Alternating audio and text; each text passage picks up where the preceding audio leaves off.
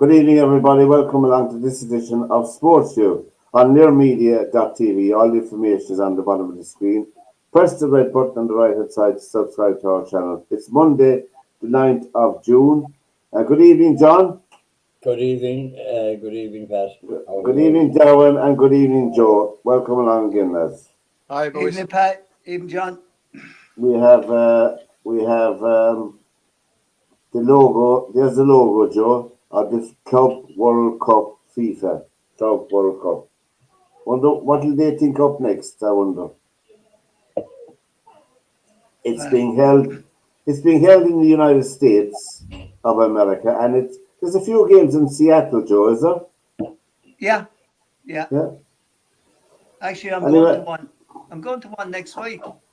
Yeah. There's 32 club teams in the competition, and they are broken into 8 groups of 4. It is on from the 15th of June, which is next Sunday, till the 13th of July. So there's 8 groups, and Group B is PSG, Atletico Madrid, Botafogo from Brazil, and Seattle in Group B. So PSG and Atletico Madrid is the first game in that. That's the one that hit me and it jumped out on me, you know. I'm not saying anything about the rest of them, but there's Man City's group have a Moroccan club and a club from the United Arab Emirates and Juventus in their group. And Real Madrid have Al Hilal, and a Mexican team, and Red Bull Salzburg. So we'll have some great fun there, you know. Yeah, Trump might let a lot of those in now. Trump might not let a lot of those guys in. Fellas from Morocco. Morocco isn't on the list. I was looking today, you know. But they're all called Mohammed anyway from Morocco, so they'll be fine. Belgium are 1-0 up against Wales. Yeah? Tonight. Oh yeah, they're playing tonight. England during the week, lads. In the English soccer team, the inventor of the beautiful game, England, they beat the Giant Killers Andorra by 1-0. I mean, did anybody see the match? Yeah, it was awful. Is it worse they're getting, or what's wrong with them? They did not look like they were even trying to score. I mean, Tuchel was going mental on the sideline. Well, I saw the Spanish the Spanish game, the 5-4 game during the week. It was Spain and France during the week. Portugal, wasn't it? Yeah. Portugal. No, in the French game, the 5-4. That was Spain and France. Yeah.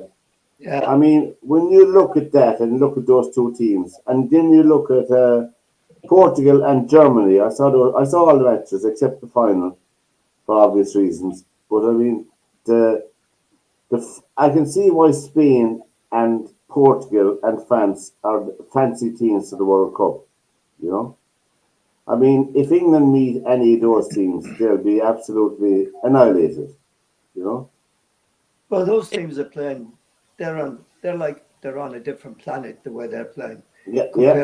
Compared to what we watch from England and the home countries.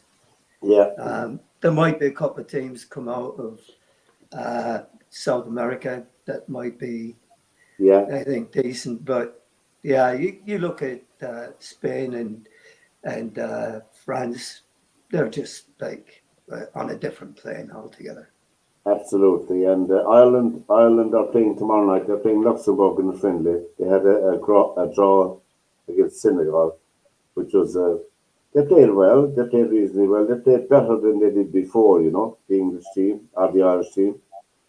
They seem to have more about them. But I mean, when you look at, as I said, when you look at the likes of Spain and France and Germany, I know Germany didn't win it, but they're playing just superb soccer.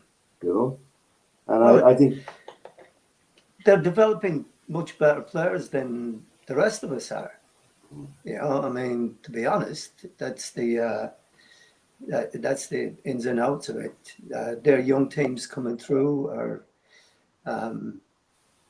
way better. They're streets ahead of our players. And Ireland getting a bit better. I don't, I really don't understand how you can force a country to play a style of football that is totally anathema to them. Right. Ireland are not a tippy-tappy country.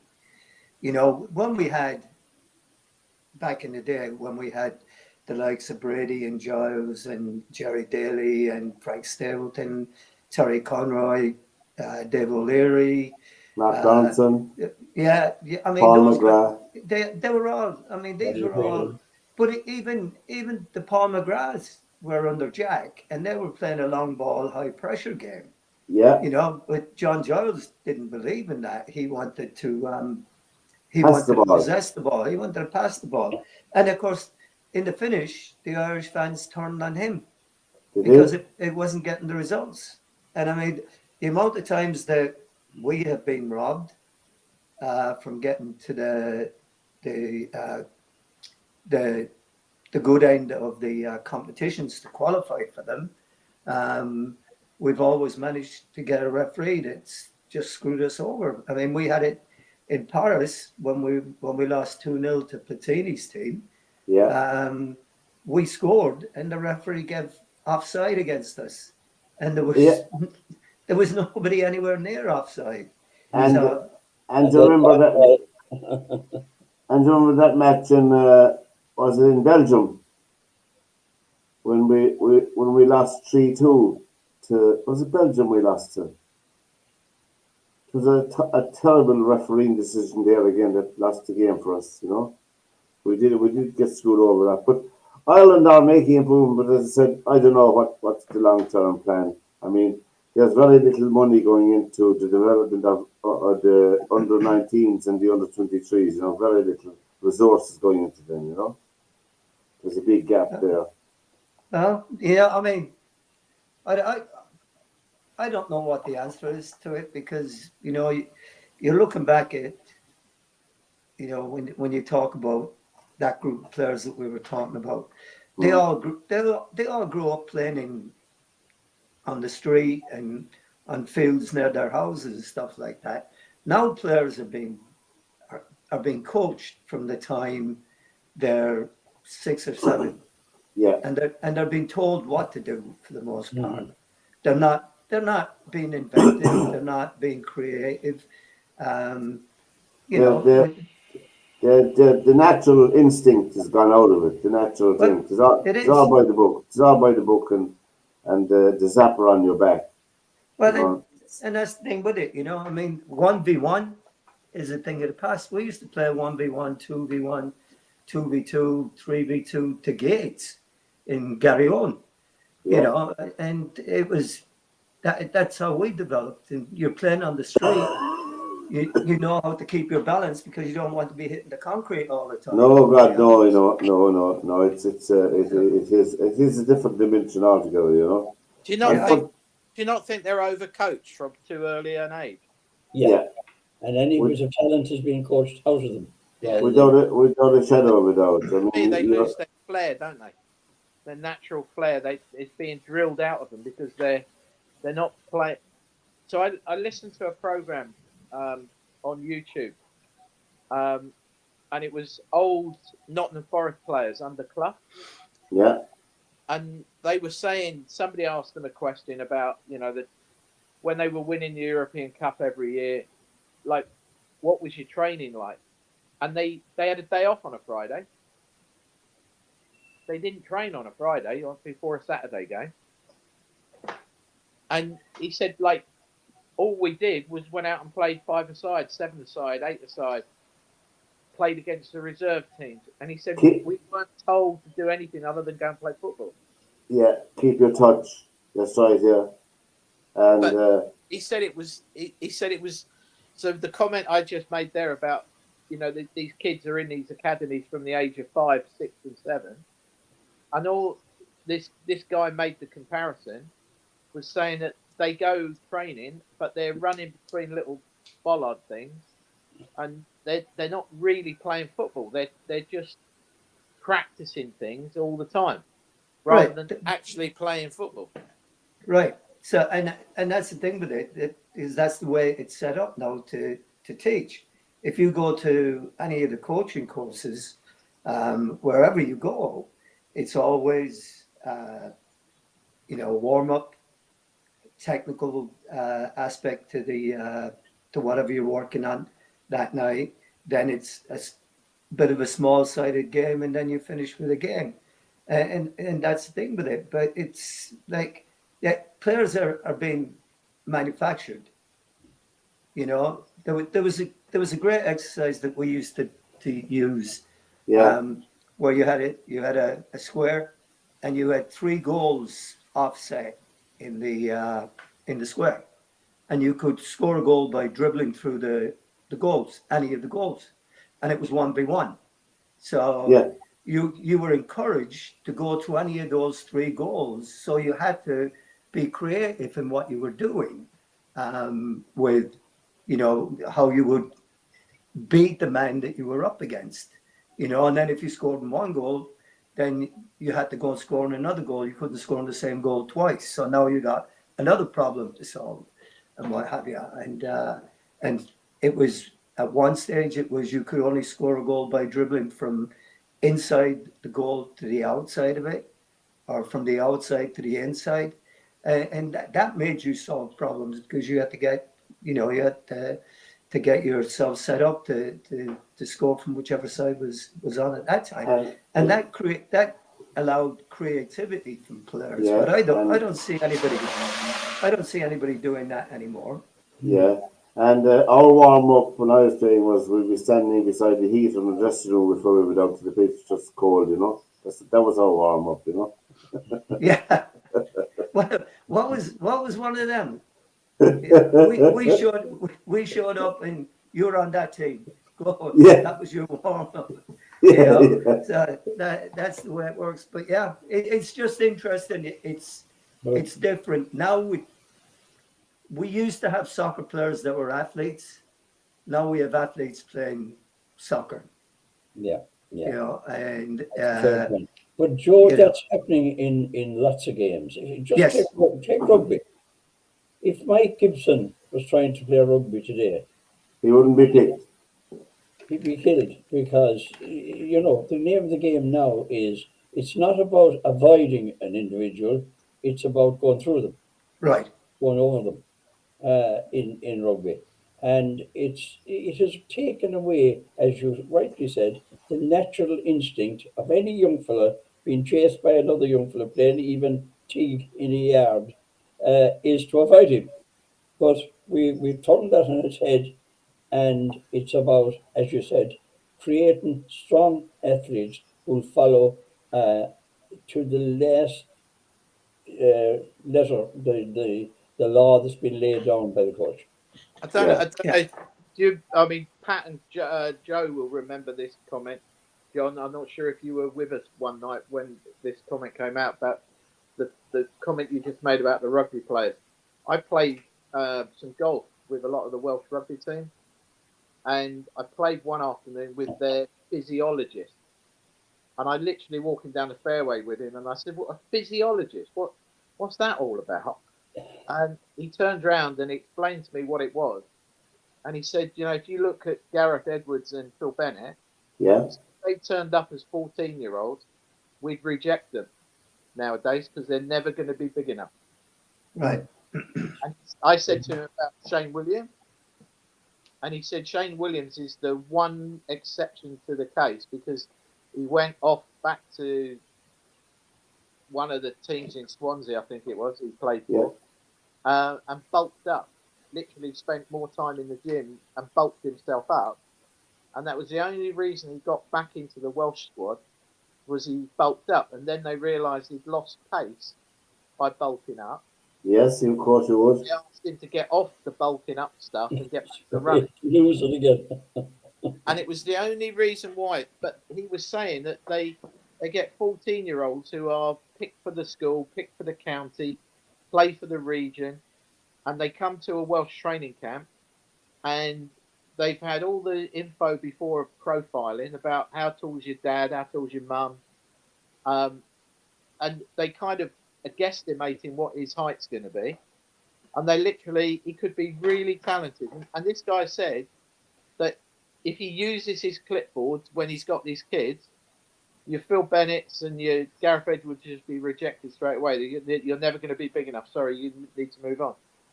And what highlighted it to me was playing golf with Edwards at Porthcawl, and he's about 5'7", 5'8".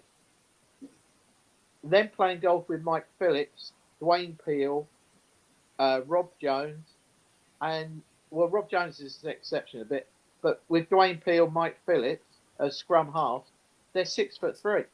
Yeah. Wow. Now, all four of us played rugby at school, but the little guys were the wingers and the scrum half and the fly half, weren't they? Yeah. The different ones. Absolutely. Yeah, and the centres were a little bit as well, because centres in those days were quick, they were tricky. Yeah. And the idea was to avoid the guy, Joe. You got round him, not through him. Yeah. That's right. Yeah. Look, Peter Stringer was a small man, but he was very effective, you know? Yeah. Yeah, but I bet he wasn't like 5'8". I bet he was probably nearer 5'11". Peter Stringer? Yeah. No, 5'8", I'd say. 5'8". That's all I give him, thinking back, you know? He was small. I mean, when you look at professional rugby now, they're giants. Do you remember your man that played in Thomond Park, Sid Going? He was a small man. He was a small man. He was. You know? He was. And the winger, who else did they have there? Sid Going. Who was the out half for that one? Fox. Was Fox the out half for that one? Fox or was was a it? guy. Well, wasn't he? Who was the blonde haired fellow that played? Was it Newman? For the All Blacks? For the All Blacks, yeah. Yeah. I don't know now. Who it was. I saw a documentary on the about the Munster match when we beat them in Thomond Park. That was in '78, Derwynne. Right. 74. We drew with them in '74. Isn't that right, John? That's we drew with them, I think, 3 each or 6 each. And then we beat them the next time in '78 when they came over. And I remember some of the fellas, because Andy Oliver and guys like that were playing at that time. And the guy I went to school with, Joe, set the tone that day with the very first tackle, a fellow called Seamus Dennison. Oh, yeah. Where he absolutely creased this guy. What was his name? He was a winger. He was a flyer. Yeah, I know the fellow you're talking about. He was on it. Yeah, he says, and that changed the game completely. Oh, yeah. He said after that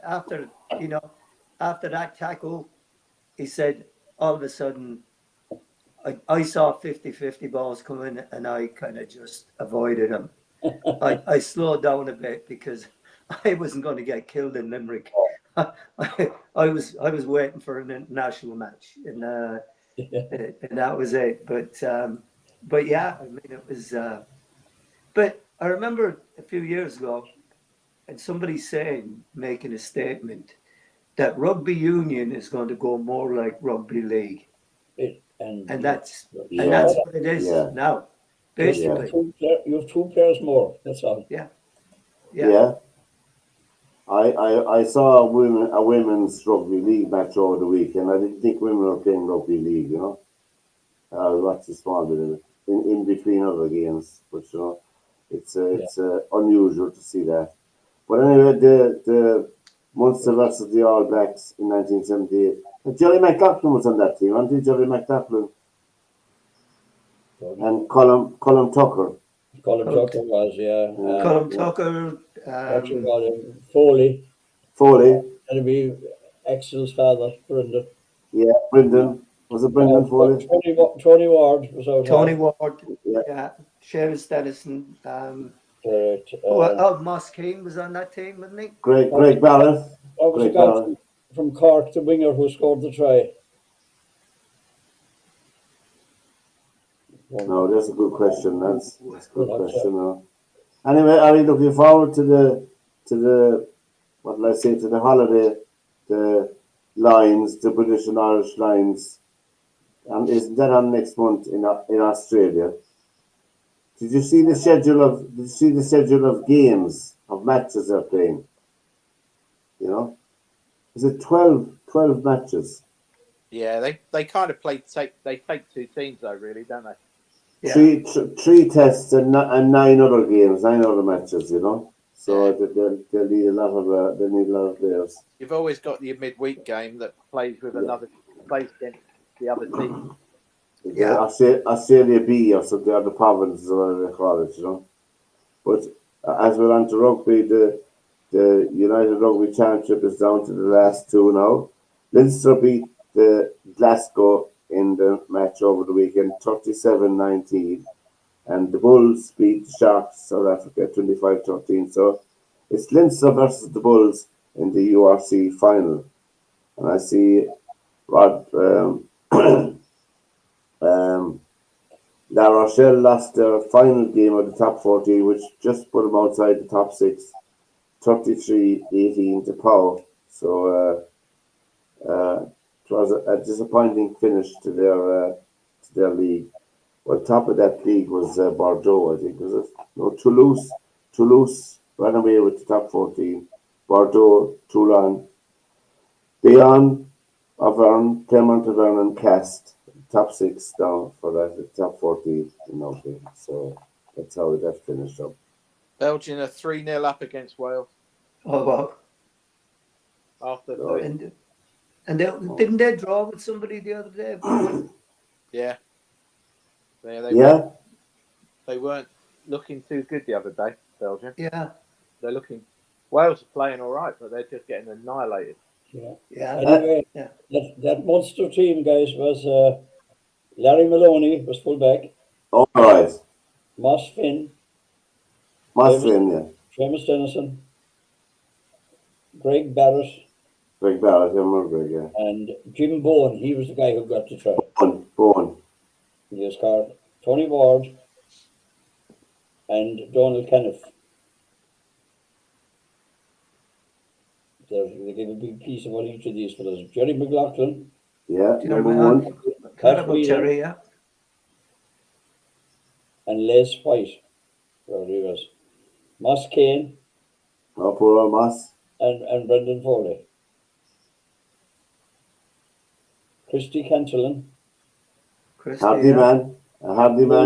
Donald Spring, our politician. Yeah. Where have we also, and Colin Tucker. Colin Tucker, yeah. Colin Tucker was, I thought he was blackguarded by Ireland. I thought he should have won more caps than he got myself, you know. Yeah, he was. I thought he was blackguarded, yeah. Yeah. A lot of people were down through the years. He probably didn't have the right address, you know. Yeah. And see. Now, so that's the rugby. So I think that's on next weekend, the URC final. I think it's on Lansdowne Road. I think let's have a home match for that. I don't know what's played. I didn't look it up now, you know. But we had a few golf competitions over the weekend. The RBC Canadian Open was on for a short time. Shane Lowry was leading it for a short time, but he fell away again. Ryan Fox, talking about Ryan Fox, will he be entered the Grant Fox? Yeah. Is his it? son. His son. Is it? Yeah. Ryan Fox. Now, is that a coincidence? We were just talking about his... His dad's Grant Fox. Grant Fox. So he won at minus 18. He won $1.76 million for his weekend. 3 rounds of 66 and a 64. You know? We were just saying there, John, that Grant Fox, his son, Ryan Fox, as Derwynne pointed out, he won the Canadian Open over the weekend. And Shane Lowry finished 5 shots behind at minus 13. And in the Live Golf in Virginia, Good old Phil Mickelson. I know he didn't win it, but he turned back the years again. Phil Mickelson in the tournament. I love watching that man playing golf. 67, a 68, and a 65. That was Phil. He won 1.7.75 million for coming third. Graham McDowell was second, and he won 1.8 million. And the competition was won by Joachim Niemann, and he won $4 million. My God, that's the money. Joe, we took up the wrong bit. God, the amount of money they get. I'm just, it's eye-watering altogether, you know. Anyway, fair play to Saudi Arabia, they must have loads of money. Of course, there's 20 million purse for every live golf competition. 20 million. And then they reckon there's 3 big US PGA Tour players are about to sign to go to live. I was reading something about that. Your man is tipped for a while, Xander Schauffele. Yeah, there's three big ones apparently. Have won majors, and they're about to sign for live.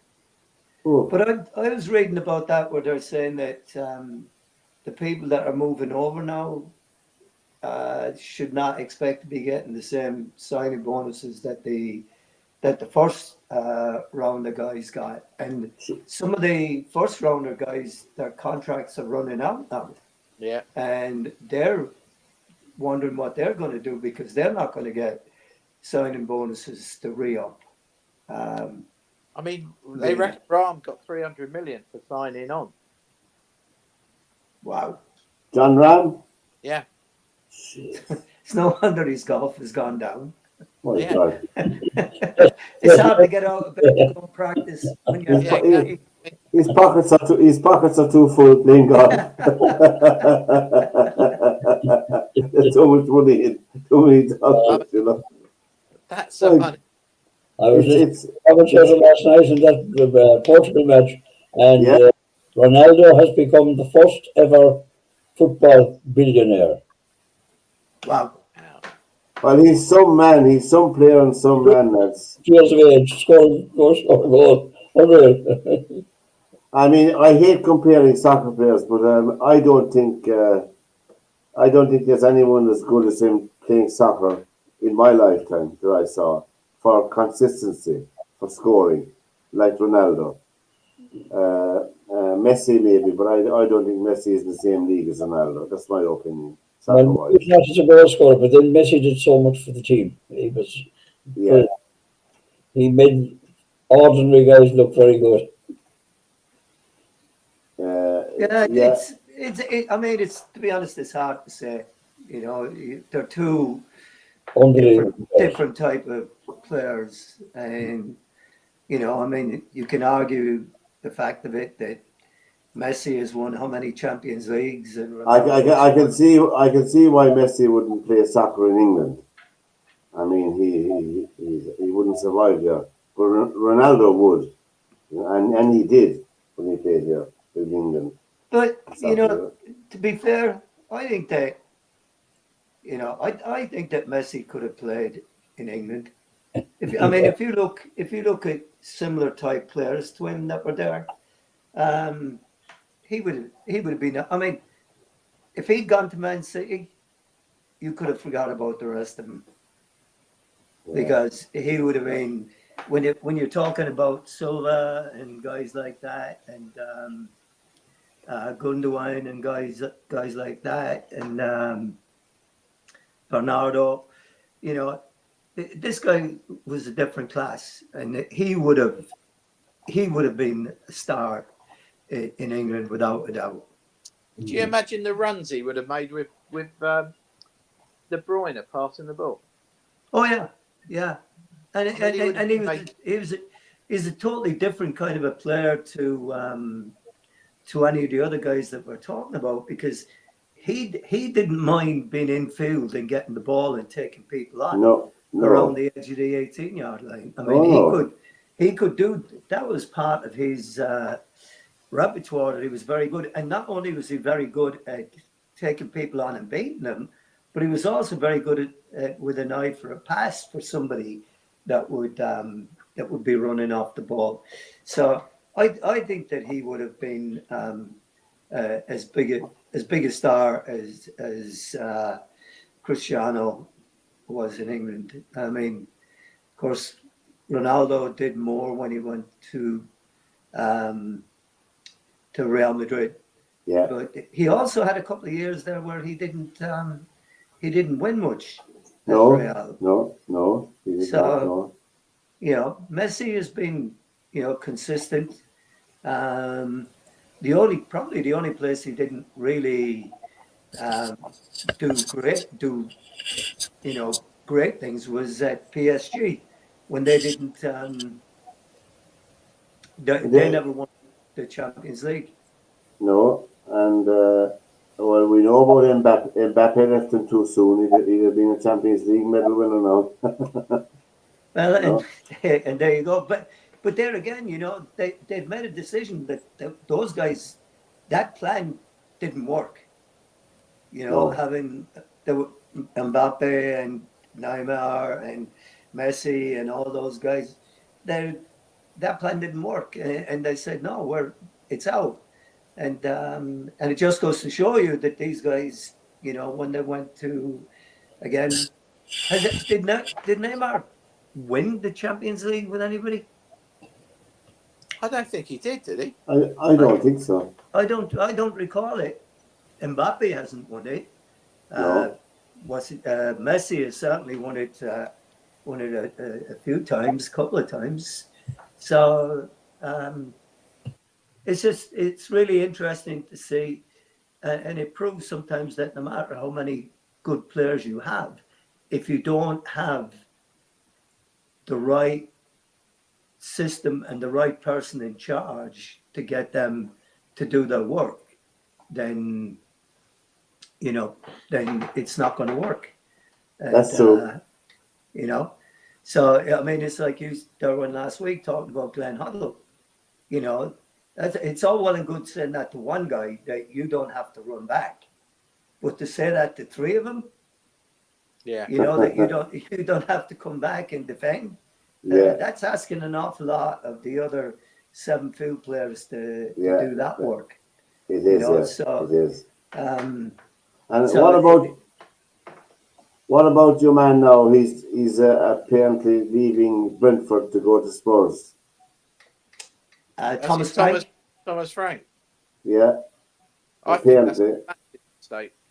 I think that'll be the finish of his managerial career if he goes to Spurs. Yeah, why would you go and work for Daniel Levy?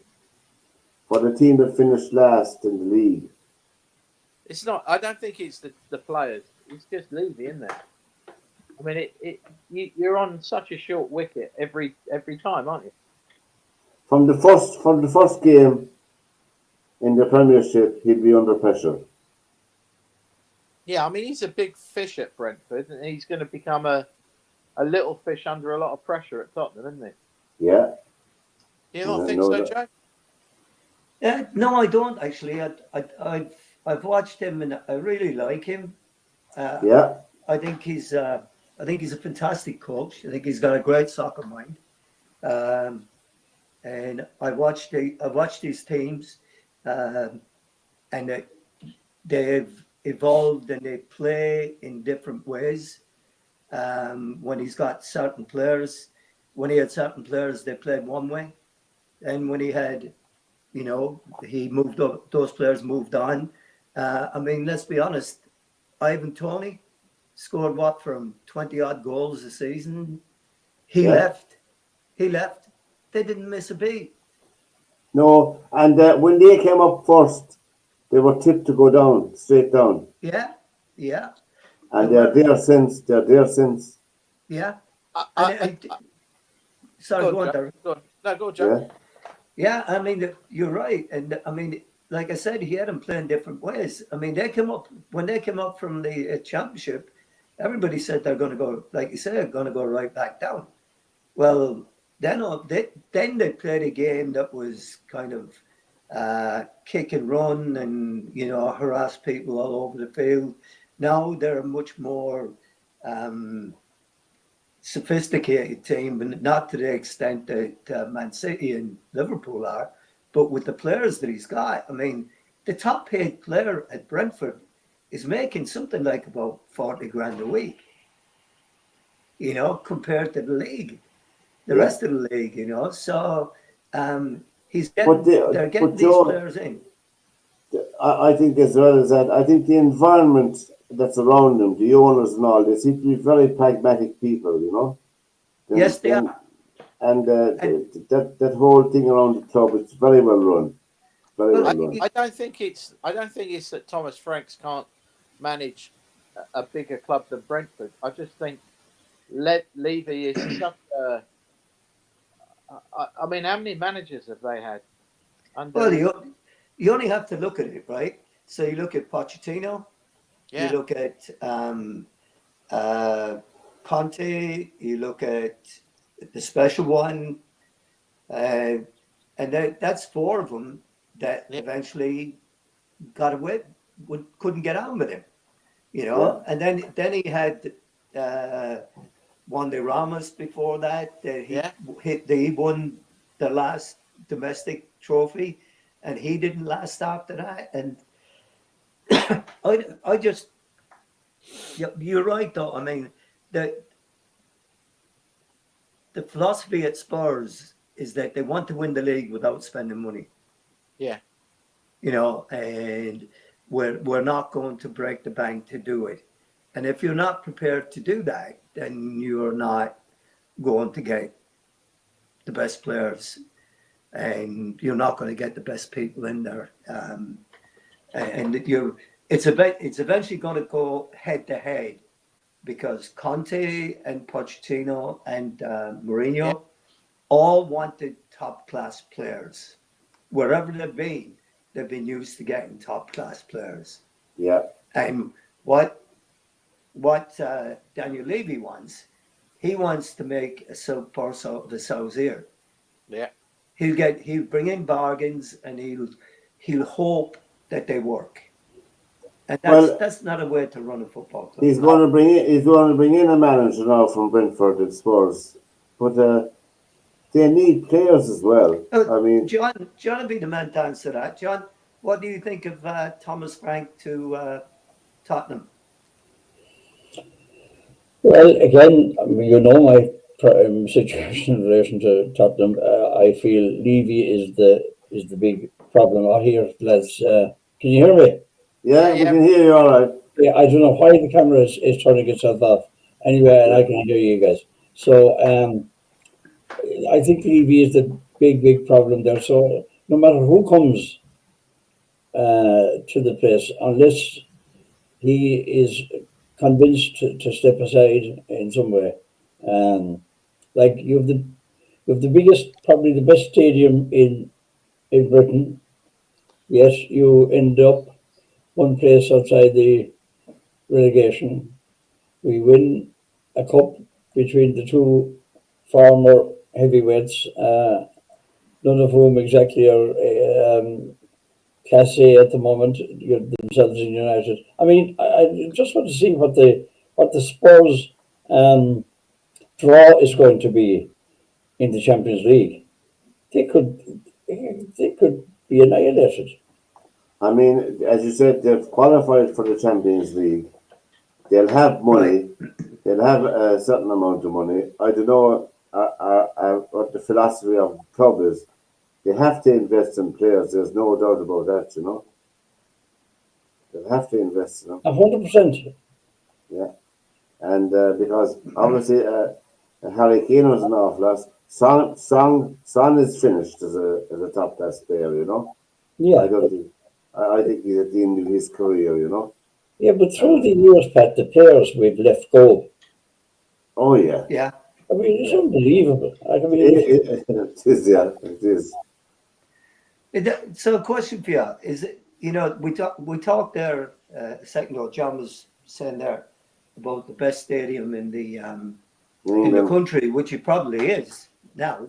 But remember when Arsenal built the Emirates and moved, and for the next how many years, I don't know how many years, to manage the day, they brought in lesser quality players than they had before, players that were signing, but they made the Champions League every year. And they were never really going to contend for the league, but they were always going to be in the top four and make it into the, and that was because they were trying to manage the debt for the stadium. They generated a lot of income as well. Then I think there's a big difference though with what they built at Spurs, because they make so much money at Spurs, Joe, because of NFL. Yeah. They make so much money from. I mean, it's as a venue for, pop concerts and stuff. Yeah. Kind of taken over from Wembley. Really? It's a fantastic stadium. Absolutely. I'd say it's probably one of the best in the world. Yeah. I'd say it's in the top 3 in the world as a stadium. I mean, it is magnificent. I mean, the whole of the concourse area, once you get inside, is basically food and beverage all the way around the stadium. It is, yeah. It's like the world's biggest bar. Yeah. Yeah. And they even worked out how fast they need to serve people, and they've got the beer that comes up through the bottom of the glass, not the top of the glass. I did see that one. Yeah. That's right. Now they make more money when NFL is playing in London, because they all go to Tottenham. Yeah. They make more money out of one NFL game compared to something like 5 Premier League games. Wow.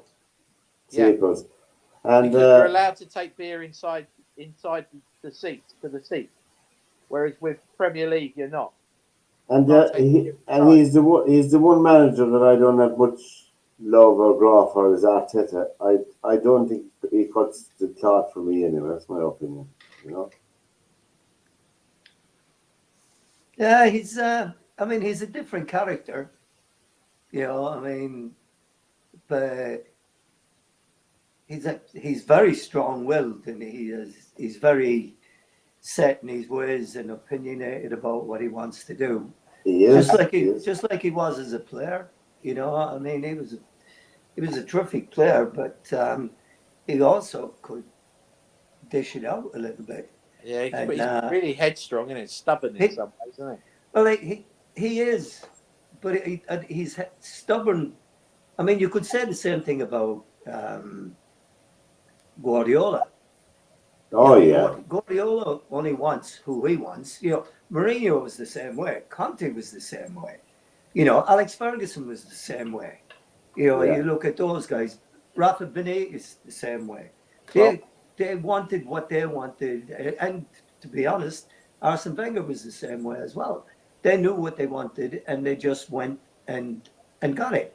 And if they had to wait for a player, then they'd wait, or they'd find a way to get that player ahead of time and sacrifice something the next year so that they'd have that player in the team. So the big problem, I think, is right, and you hit the nail on the head, John, when you brought it up, is Daniel Levy. I don't know what his philosophy and what his end game is. I really don't, because... Well, it's very interesting to hear Derwynne say just how much they're taking in from the NFL. I mean, an NFL game can last up to 5 hours. Yeah. So, you can just imagine then, just as you said a few minutes ago, Derwynne, the level of catering that's there. So what do they make from catering alone? Just forget about the rest. It's a massive business. I mean, they've got their own brewery. They don't even have to buy the beer in. The beer is being made at the ground. They've got their own brewery, their own Tottenham Hotspur brewery. They've got their own bakery in the ground. So everything is self-sufficient. They're not buying in anything. Yeah. Right. And it's all profit. And then with the NFL, you've got the time. So you're keeping people there for hours on end. And it's they're hungry. Let's face it, the NFL is a game that we know that you go and you have a beer and you eat and all the rest of it. You know that, Right. Joe. Yeah. So it plays into it Like a perfectly. day out. But And as you said rightly now, you could be hitting something there. Levy doesn't want to go. Maybe he doesn't give a shite about no, Spurs, the team. I think they have something like 6 or 8 NFL games at Spurs every year. Yeah. And as you Did they have that many there? Yeah, the biggest concerts. You've got a fixture list now with the NFL that they have to play in London, and the teams take it in turns on a rota to get on the plane to come and play their match. You know, we have an NFL game once a year in Cork Park as well. Yeah, that's back again this year. Yeah, it's back again this year now in Cork Park. Now during the summer now it'll be NFL and pop concerts. Yeah. And they've even, I mean, the pitch goes away and they bring an NFL pitch out. So they're not playing on the football pitch. There's a separate pitch for them, for the NFL. They've even got their own changing room for the NFL. They change on the other side of the ground. Okay. Now, over the weekend, we had the first of the Grand Slams in tennis. And Cork from the United States beat the favourite, Sabalenka, in 3 sets to win her first Roland Garros Grand Slam. And Alcaraz and Yannick Sinner, the 1 and 2 seeds, met in the final. It went all the way to 5 sets. But Alcaraz lost the first 2 sets, and I turned it off after that. I said, they're 2 sets down. And but I was delighted to see Alcaraz being the doper, Yannick Sinner, who failed the drug test twice. It's a bad look for tennis to have that man playing tennis, in my opinion. And it was good that Alcaraz won it, you know. Well, you should have seen that. You should have seen the shot that he won it with. It was absolutely brilliant. Yeah. Oh yeah, it was a great shot. He fell down after it. He was wrecked. Novak Djokovic was beaten in the semi-final, and I saw by his body language it was over. He won't be playing Roland Garros again. And the next Grand Slam up now is Wimbledon. I think it's the only chance that Djokovic would have of winning a Grand Slam will be on the grass in Wimbledon. But we wish them all the best of luck, as I said. But also, Iga Swiatek, who was caught doping as well in the women's side of the tour this year, she hasn't won a tournament since she came back. And it tells its own story. She was wiped out in the semi-final by Sabalenka. She beat her in the last set 6-0, you know. So I think tennis will want to clean up its act a bit, in my own opinion, you know. They have a very laissez-faire attitude, and it's not a good look for young players coming up. That's my opinion for what it's worth, you know. But and I do like watching the top-class players, like in any sport. But Alcaraz is a complete player. I think he'd be very hard to beat. He can create shots out of nothing, you know. He's such a fabulous player, you know. Fabulous player. We have to get along to over the weekend in the hurling, the Leinster final and the Munster final were decided. And the winners of both Munster and Leinster are into the All-Ireland semi-final. And there's a picture there from the young Rob Downey being presented with the Mick Mackey Trophy. The Mick Mackey Trophy. Mick Mackey, as you know, was a legend of Limerick hurling in the 30s and 40s. And he's a god in Limerick hurling down there. And there it is there again. All the lads, anyway. Not only in the Mick Mackey Trophy, but getting us in the Mick Mackey stand. And being presented in the Mick Mackey, I forgot about that. It was unusual because I was at the match, John, as you know, with the first match that Limerick beat Cork by 16 points, and I couldn't. Well, I didn't bother going. It's not that I wasn't interested. I wasn't interested in paying €50 to sit down where I was sitting the last time. You know, really, I thought it was out of order. But that's just me. That's my opinion. Well, in the Gaelic grounds, the best side by a long shot is the North Stand. Unfortunately, it's uncovered, but if you've got a decent day and you're over there, I was often over on that side at the you were matches, you know. fantastic on that side. Yeah. And anyway, it was a great game. And went to extra time. did you think there were more Cork people there than Limerick? Hard to tell, really. They make more noise, probably. Behind the goal where they took the penalties was a sea of red. Yeah. And Cork won every toss. There was 3 tosses in the course of the game, and Cork won all 3 of them. Oh, I forgot about that. It was in the stars. For people who might be watching this, the final score was Limerick 2-27, Cork 1 goal and 30 points. So 31 and 29. There were 60 scores in the match. And the teams were level on 17 occasions. Yeah. I saw that. I couldn't believe that. Yeah, I know. Joe Limerick actually threw it away in extra time. In the extra time periods, over the 2 periods of extra time, Limerick hit 7 wides, Cork 1. You know, I was reading one of the articles. I followed the game on the Irish Independent. I couldn't get it here, so I'm playing catch up with it the whole time and what have you. So I saw the penalty shootout because that was on Facebook. And I should see that. But in this person's opinion, that Limerick seemed to leave a lot of points on the field.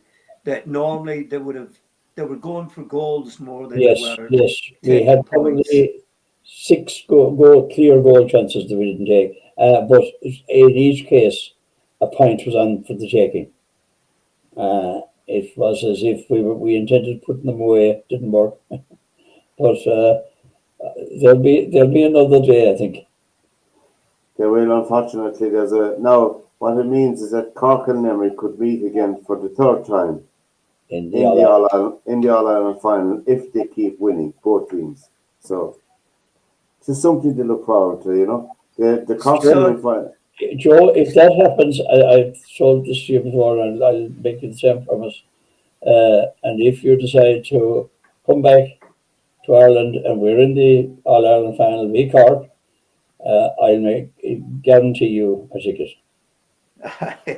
So tell me this much. So do Limerick now have to go through Kilkenny? Yeah, Limerick, yeah. The situation at the moment is you had the Joe McDonagh Cup final at the weekend. That was the second year. The second tier competition. Kildare and Laois. So Kildare played Dublin, who were 3rd in Leinster, and Laois played Tipperary, who were 3rd in Munster. They'll be 2 wins. Well, you'd expect them to be 2 wins. Now, Kildare could put it up to Dublin, because Dublin can be very erratic. Limerick play the winners of Dublin and Kildare. Galway play the winners of Tipperary and Laois, which will most definitely be Tipperary. Then if Tipperary then beat Galway, which I'd expect them to, because Galway Galway are very cool. Awful against Kilkenny. It will be a Tip Cork semi-final. And on the other side, it would be if Limerick were to beat Dublin or Kildare, whichever one of those 2 comes through, then they play Kilkenny. And then the winners of both clash in the All-Ireland final. And on Saturday the 5th of July, Cork will supposedly be playing Tipperary. It is on at 5 o'clock on Saturday. Correct. That was played last year on Sunday, if you remember. So that's an every second year arrangement. 1 year Saturday, the following year Sunday. I don't know why they couldn't have it on at 3 o'clock in the day. What's the big deal? Well, probably, what time is it? 5 o'clock. Probably shopping and all that jazz that creates problems. I don't know. Could be to do with television. I don't know anyway. It's Sheila. It's in Sheila. This is a story for another day. So we look forward now, Joe, to the Club World Cup. What is the purpose of the Club World Cup? Is it to give countries like Morocco, Tunisia, Korea, Saudi Arabia, United Arab Emirates a chance to spend their money and shine? Money, Yeah. money. It's just for money, lads, is it? Where did Is you that say that? You said this on the States, did you? I, I think the other part of it is that it's FIFA. we'll be expected to watch matches at 1 o'clock in the morning. And there's nobody going to do that. But I think that's just FIFA have been so jealous of the Champions League Yeah. and the revenue the Champions League has brought in, and Yes.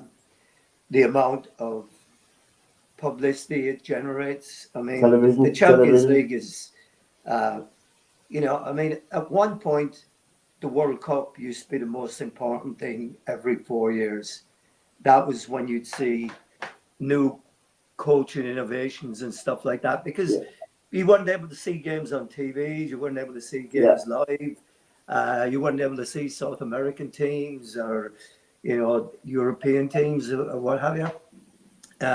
Now coaching innovation is happening so much and so quickly, practically every week that the Champions League is going on, because they're playing against each other every 2 weeks, 2 or 3 weeks. So it just comes and comes and comes. So that has been the biggest thing, and that's why FIFA are irritated that they want a slice of a pie that big, and that's why they're having this thing. And it again, I just don't understand. When are they going to start thinking about players? That's I was just going to say to you. At what stage? At what stage? Well, the point is, it'll depend on how many players top players will be playing in it. Yeah, I mean, it's how long is so it finishes on the 12th of July, right? That's what you said. July the 13th. Yeah.